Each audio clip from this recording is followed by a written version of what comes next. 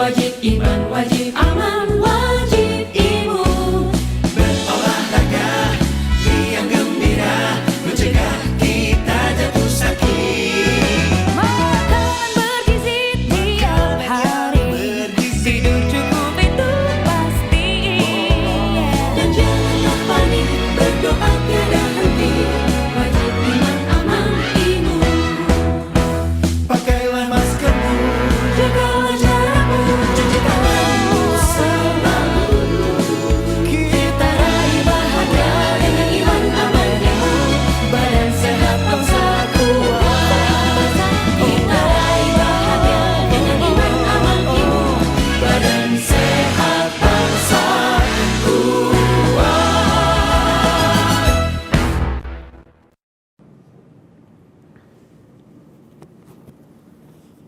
Assalamualaikum warahmatullahi wabarakatuh. Selamat sore, salam sejahtera untuk kita semuanya. Saya hendak menyampaikan update kunjungan Kepala BNPB sekaligus Ketua Satgas Penanganan COVID-19, Letjen TNI Ganip Warsito, pada hari ini, yaitu meninjau Rumah Sakit Lapangan Kogab Wilhan II Indrapura di Kota Surabaya, Provinsi Jawa Timur. Adapun kegiatan tersebut dilakukan guna melihat kesiapan seluruh tim, sarana, dan prasarana dalam mengantisipasi adanya lonjakan kasus COVID-19 yang terjadi di wilayah Surabaya, khususnya dari Kabupaten Bangkalan, Madura, dan repatriasi pekerja migran Indonesia. Terkait dengan klaster Madura, Rumah Sakit Lapangan Indrapura telah menerima sebanyak 114 pasien, di mana 4 diantaranya dirujuk ke fasilitas kesehatan lainnya. Hingga saat ini dinyatakan tidak ada varian baru yang ditangani Rumah Sakit Lapangan Indrapura. Beliau menegaskan pentingnya peran seluruh pihak dari mulai pemerintah pusat, daerah, sampai dengan masyarakat serta lintas sektor untuk bekerjasama dalam menangani pandemi COVID-19. Kemudian terkait update lainnya, diketahui bersama bahwa dalam beberapa hari terakhir ditemukan pelanggaran terhadap protokol kesehatan di berbagai lokasi. Terkait dengan ini, saya ingin kembali mengingatkan kepada masyarakat dan juga sektor-sektor yang saat ini beroperasi di masa PPKM Mikro untuk dapat secara disiplin mematuhi protokol kesehatan sebagai upaya mencegah terjadinya penularan COVID-19. Satgas di daerah tidak akan segan mengambil tindakan tegas baik denda kepada masyarakat hingga penutupan sementara lokasi yang melanggar protokol kesehatan. Selanjutnya, update perkembangan kasus harian COVID-19 per tanggal 10 Juni 2021, terjadi penambahan kasus positif sebanyak 8.892. Ini adalah kasus yang tinggi, sedangkan jumlah kasus aktifnya adalah 104.655, adalah sudah menembus angka 100.000, di mana pada tanggal 18 Mei lalu kita mengalami kasus aktifnya cukup rendah, yaitu 87.000. Maka ini adalah alarm kita bersama, jangan sampai meningkat terus. Sedangkan jumlah kasus sembuh kumulatif sampai dengan saat ini adalah 1.728.914 atau 91,7%, dan jumlah kasus meninggal kumulatif adalah 52.373 atau 2,78%. Pada hari ini, saya akan menyampaikan hal penting, yaitu perkembangan kasus dan BOR pada 10 hari terakhir di provinsi-provinsi di Pulau Jawa. Seperti yang diketahui bersama dan sangat disayangkan, kemarin untuk pertama kalinya kita kembali menyentuh angka kasus harian lebih dari 8.000. Padahal terakhir kasus harian di Indonesia mencapai angka 8.000 adalah pada tanggal 25 Februari lalu, yaitu hampir 4 bulan yang lalu. Kenaikan ini tentunya menjadi peringatan keras untuk kita semua mengevaluasi sekaligus bersiap diri dalam menghadapi kemungkinan kenaikan kasus yang lebih tinggi lagi di hari-hari ke depan.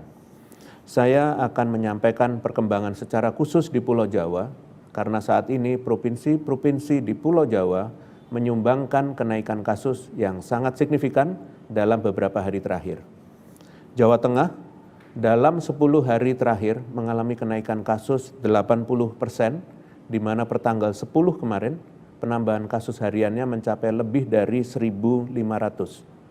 Sedangkan bor ruang isolasi di rumah sakit rujukan di provinsi ini mencapai angka 66,89%.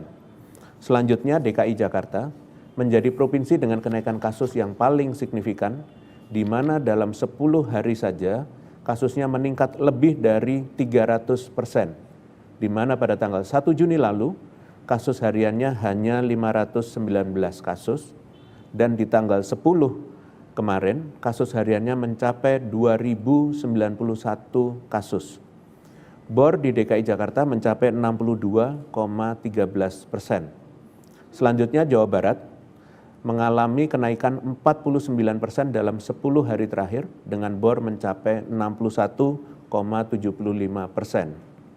Jawa Timur, kasus hariannya meningkat 89% dari yang sebelumnya bertambah 225 kasus di tanggal 1. Di tanggal 10 kemarin penambahannya semakin tinggi, yaitu 425 kasus. Bor di Jawa Timur sebesar 31,57%.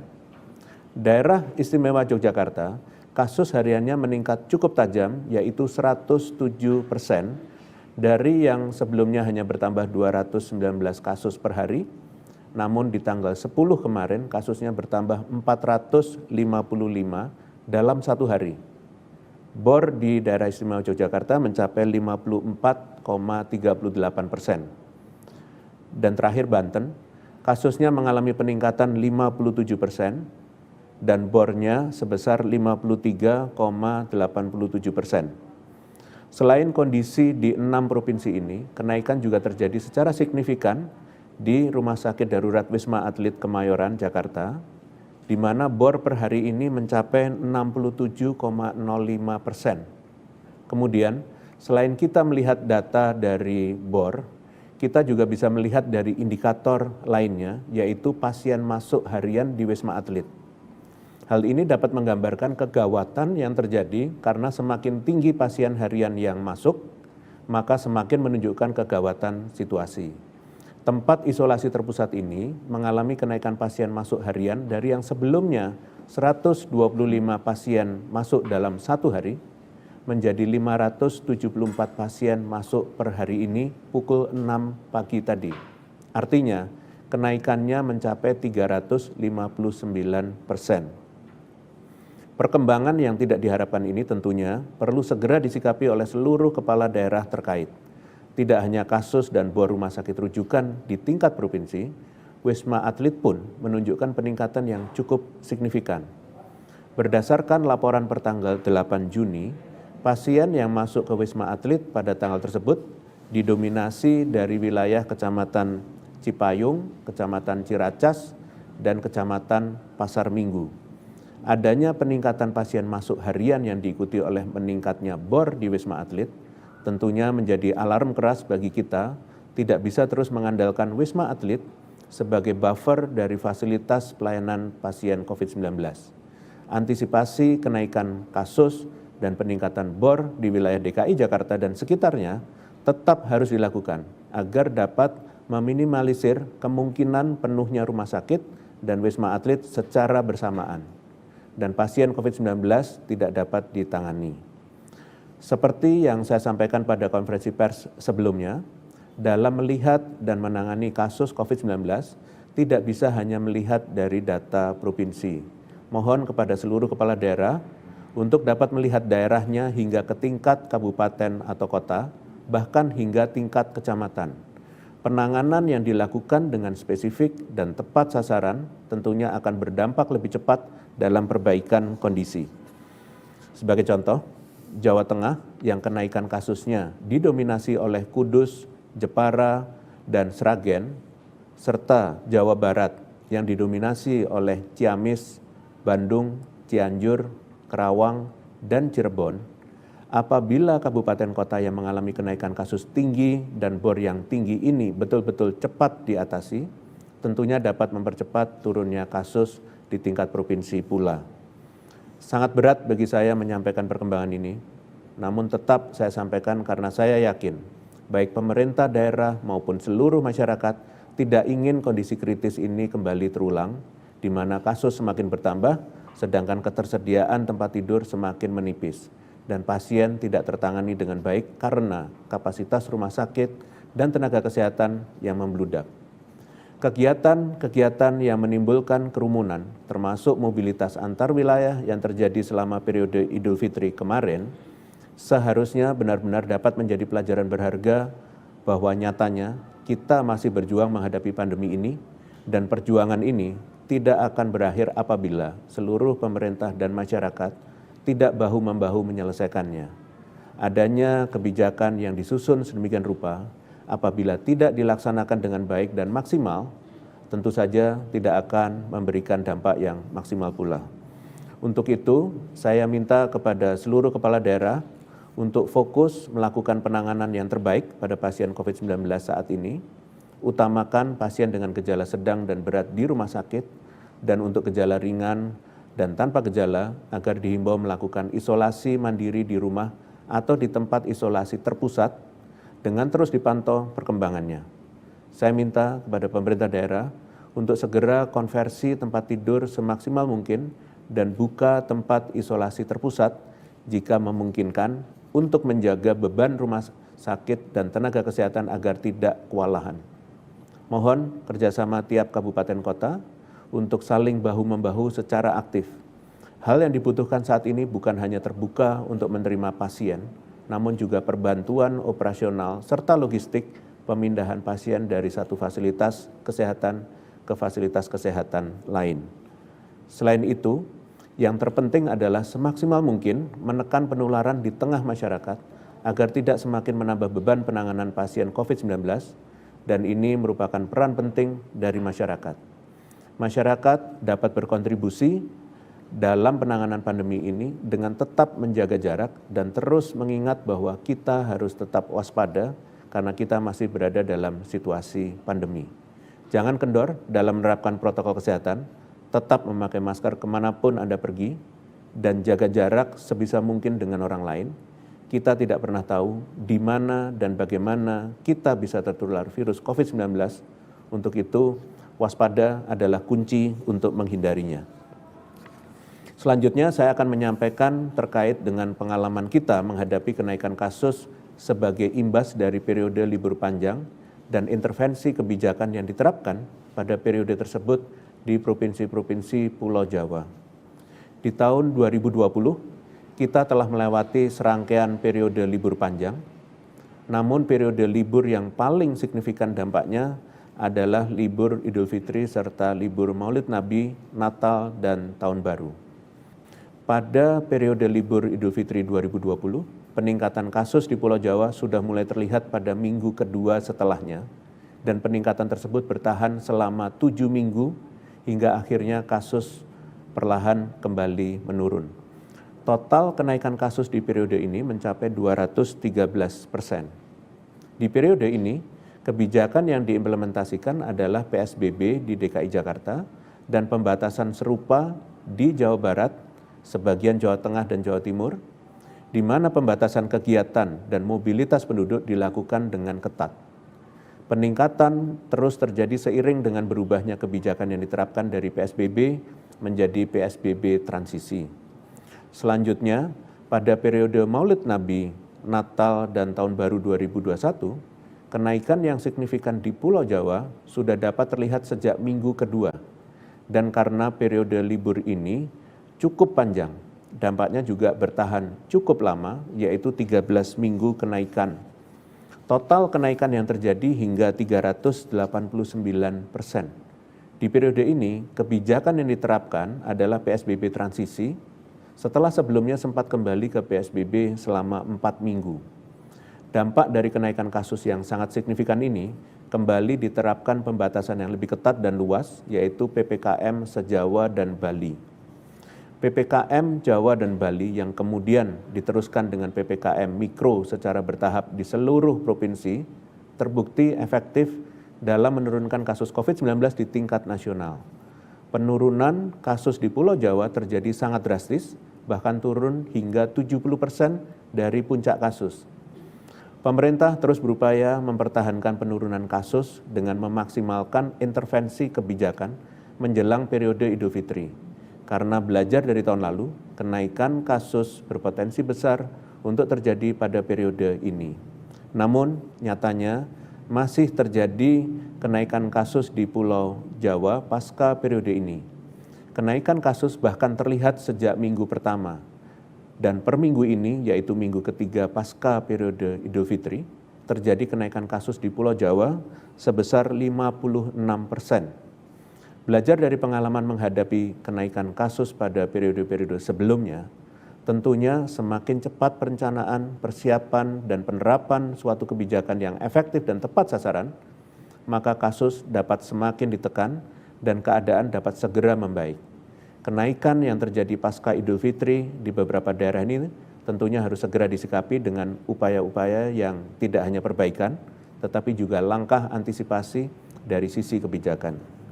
Berkaca dari hal tersebut, tentunya pelaksanaan PPKM Mikro yang sudah berlangsung selama 16 minggu ini perlu dievaluasi. Berdasarkan laporan pelaksanaan PPKM Mikro terakhir, terdapat 12 provinsi yang tidak mengalami perkembangan laporan pelaksanaan maupun pembentukan posko pada 2 minggu terakhir. Ke-12 provinsi ini adalah Bali, Daerah Istimewa Yogyakarta, DKI Jakarta, Gorontalo, Kalimantan Barat, Kalimantan Utara, Maluku Utara, NTB, NTT, Papua, Sulawesi Tengah, dan Sumatera Selatan. Untuk itu, saya minta kepada seluruh gubernur, terutama pada 12 provinsi ini, untuk berkoordinasi dengan bupati dan wali kotanya untuk memantau dan melaporkan pelaksanaan PPKM Mikro di tingkat desa atau kelurahan. Penting untuk diketahui, apabila tidak ada laporan terkait dengan operasional posko, maka pemerintah akan kehilangan alat navigasi, sehingga akan mempersulit dan menghambat upaya penanganan pandemi COVID-19 secara efektif. PPKM Mikro yang selama 13 minggu kemarin telah terbukti berhasil menurunkan kasus COVID-19 nasional secara drastis, tentunya perlu untuk terus dipertahankan. Tantangan yang saat ini sedang kita hadapi adalah dampak dari periode libur Idul Fitri kemarin, ditambah dengan pelaksanaan PPKM Mikro pada beberapa daerah yang mulai lengah. Pemerintah pada prinsipnya memahami kondisi ini, mengingat upaya penanganan COVID-19 membutuhkan kerja keras yang terus-menerus, serta jumlah petugas yang juga tidak sedikit. Namun perlu terus kita ingat bahwa pandemi masih belum berakhir dan kerja keras kita masih sangat dibutuhkan untuk dapat mencegah terjadinya penularan dan menyelamatkan nyawa yang sangat berharga akibat COVID-19. Justru peran posko menjadi sangat vital dalam situasi seperti ini, di mana kasus meningkat dan membutuhkan kewaspadaan serta antisipasi yang ekstra.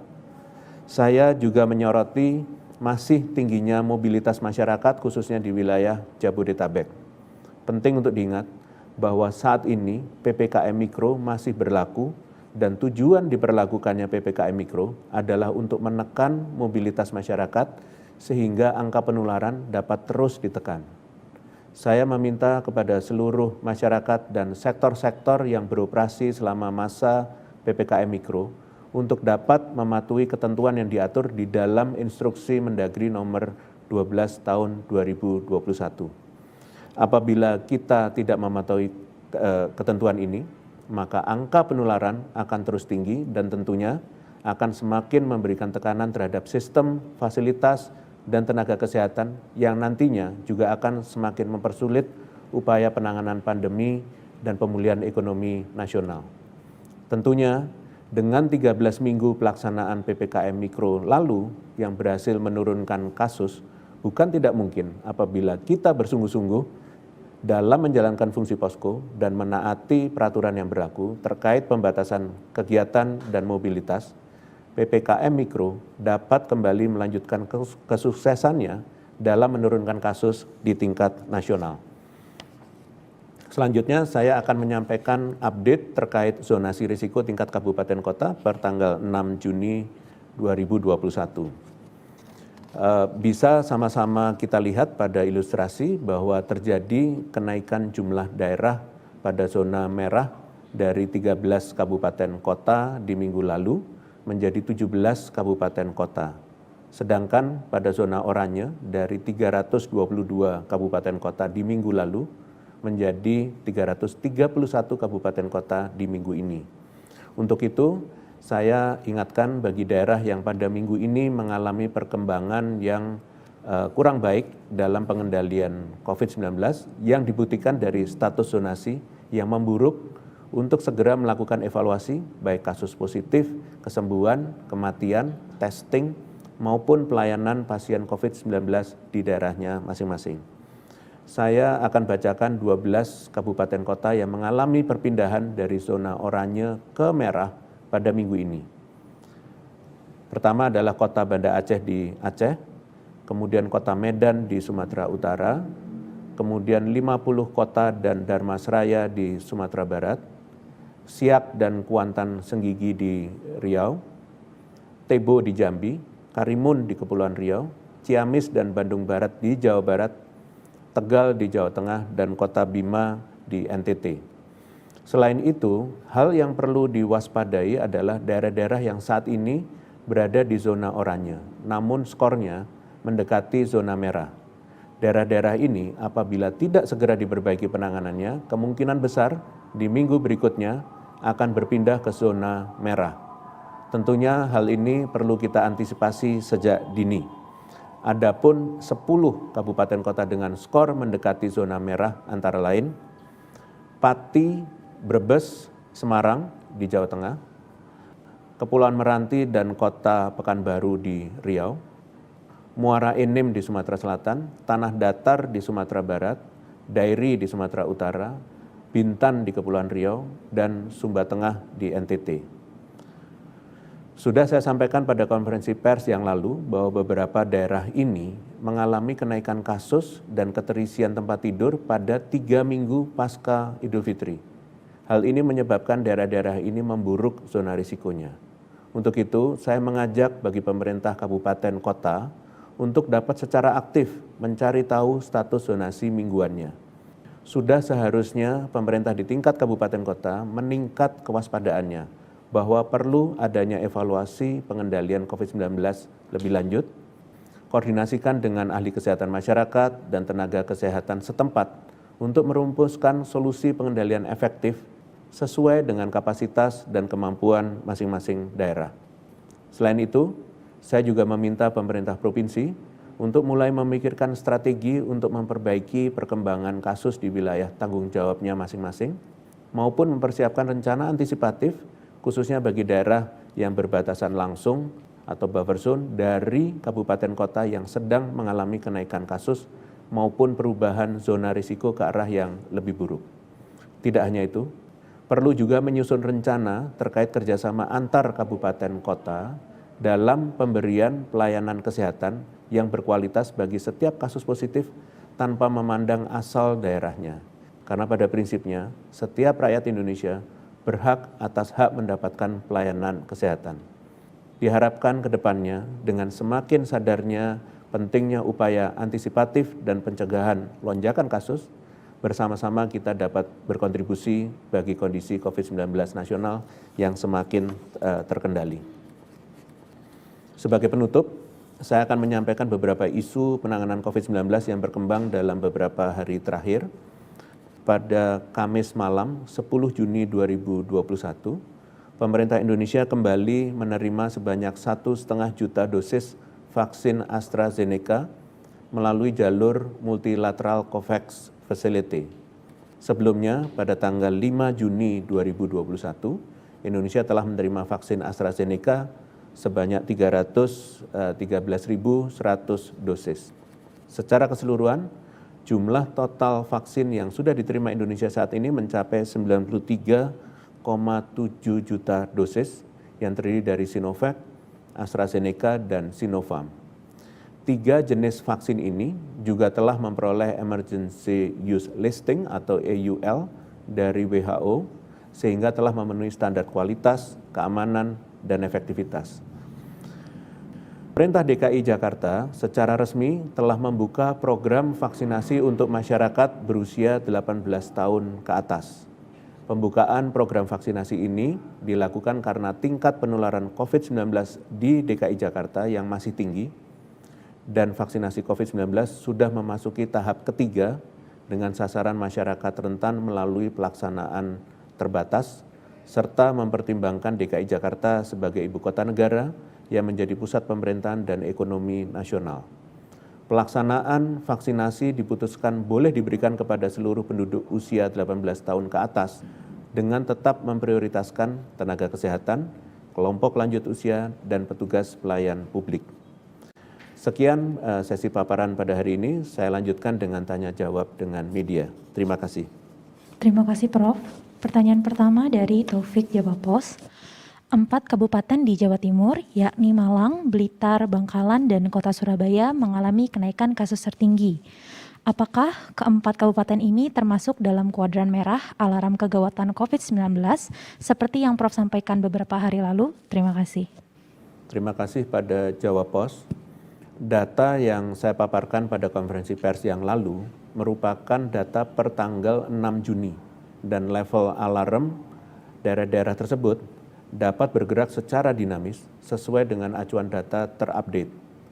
Namun, jika berdasarkan update data per 10 Juni 2021, Kabupaten Bangkalan masuk ke kuadran coklat, di mana kasus naik 13,65% dan BOR 68,06%, sedangkan Kota Malang kasusnya naik 31%, dan BOR-nya 21,35%, sedangkan Kabupaten Blitar kasusnya naik 28% dan BOR-nya 28,19%, dan Kota Surabaya kasusnya 3,66% dan BOR-nya 35,75% dan masuk ke kuadran kuning. Walaupun dari keempat daerah tersebut hanya Kabupaten Bangkalan yang tergolong masuk ke status yang harus lebih diwaspadai, namun himbauan kehati-hatian tidak dikhususkan pada hanya daerah itu, tetapi juga untuk daerah lainnya.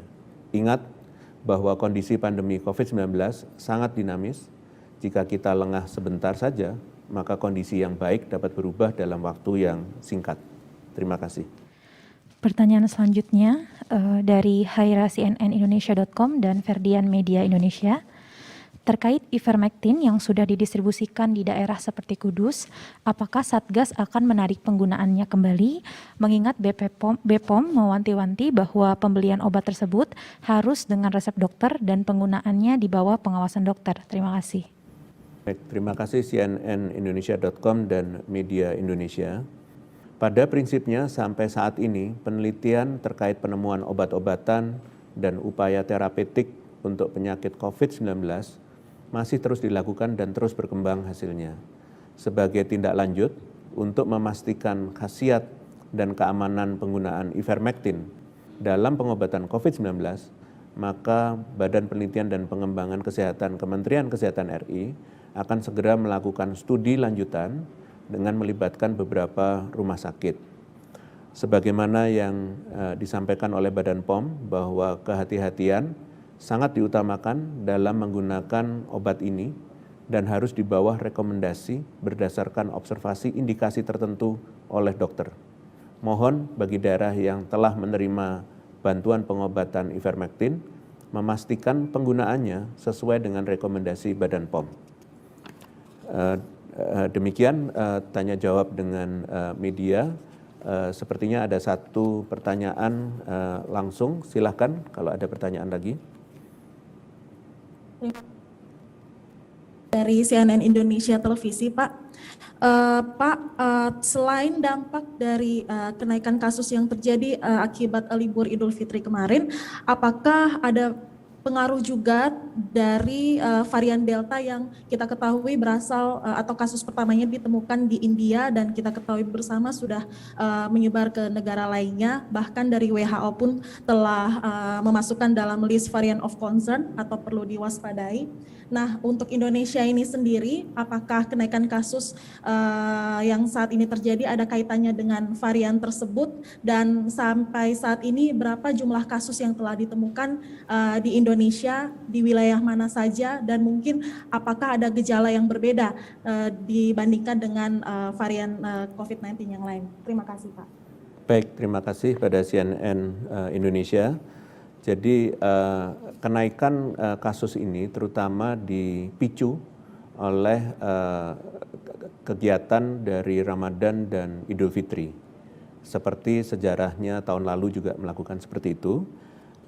Mengenai adanya varian-varian baru yang sudah ditemukan di berbagai daerah, sampai dengan sekarang belum terbukti atau penelitiannya tentang itu juga belum bisa membuktikan bahwa adanya hubungan langsung peningkatan kasusnya diakibatkan oleh varian-varian baru. Jadi intinya varian baru memang ditemukan di berbagai tempat di Indonesia, kasusnya juga meningkat, tetapi ini kaitannya langsung terlihat, yang terlihat sementara ini adalah dari peningkatan aktivitas Lebaran dan Idul Fitri. Tentunya kami akan menyampaikan informasi lebih lanjut apabila hasil penelitian yang lebih dalam yang mungkin dilakukan oleh perguruan tinggi atau Kementerian Kesehatan yang bisa membuktikan adanya potensi hubungan antaranya varian yang beredar di Indonesia dengan jumlah kasus yang ada akan kami sampaikan kepada publik. Demikian, terima kasih. Kalau tidak ada pertanyaan lagi, dengan demikian kita akhiri konferensi pers pada sore hari ini. Terima kasih, selamat sore.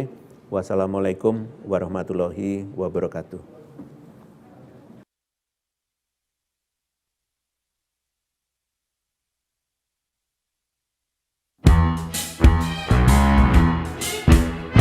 Jalani hari dengan 3 wajib, wajib iman, wajib